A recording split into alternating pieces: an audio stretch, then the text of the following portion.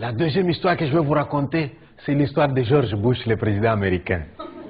Voilà un jour George Bush qui meurt. Et il va tout droit en enfer. Hein. Et dès qu'il arrive en enfer, il est accueilli par Satan. Et George Bush qui voit Satan, il lui demande où est Ben Laden. Et Satan lui dit Ben Laden n'est pas ici. George Bush qui dit comment il n'est pas ici? Je l'ai envoyé ici avec mes bombes. Satan qui dit il n'est pas arrivé. Alors George Bush est très inquiet. Il s'est dit si Ben Laden n'est pas ici, c'est qu'il est encore dans les montagnes en train de préparer un coup contre les Américains. Alors il dit à Satan, Satan, laisse-moi donner un coup de fil. Satan qui dit non, hein, ceux qui sont ici ne téléphonent plus là-bas. S'il te plaît, Satan, sois gentil, hein, juste une minute s'il te plaît. Il faut que je dise aux Américains, ils doivent être vigilants. Tu vois bien que Ben Laden n'est pas ici.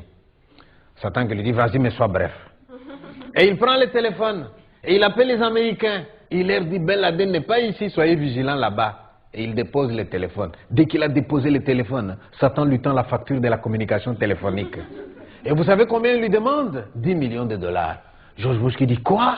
Je veux parler pendant 1 minute seulement et tu me demandes 10 millions. Satan qui lui dit, ah oui, les États-Unis, c'est pas la porte d'à côté. Hein. Allez, tu payes. Eh bien, on ne discute pas avec Satan. Hein. Il prend son chèque, il tire un chèque, 10 millions, il paye. La reine Elisabeth d'Angleterre qui dormait dans son coin se réveille. Elle veut téléphoner aussi. Et Satan qui lui dit, mais toi tu étais calme jusque-là, c'est quoi? La reine qui dit, laisse-moi téléphoner. Tu sais, l'accident de Diana, là, c'est pas clair. Hein.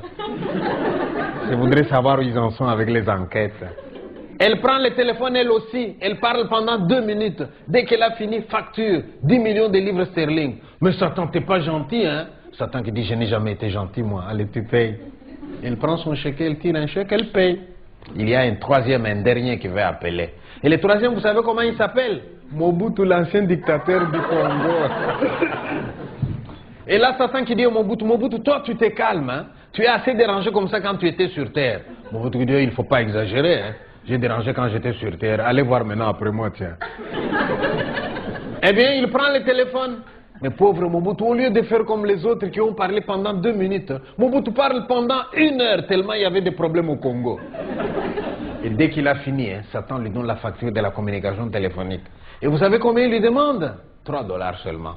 Alors là, George Bush se met en colère. Satan, on sait bien que tu es injuste de nature, mais pas à ce point. Nous deux, on a parlé pendant quelques minutes. Tu nous demandes des millions. Et Mobutu parle pendant 1 heure, tu ne lui demandes que 3 dollars. Et Satan qui regarde, qui lui répond, ça vous étonne? De l'enfer au Congo, c'est une communication locale, non?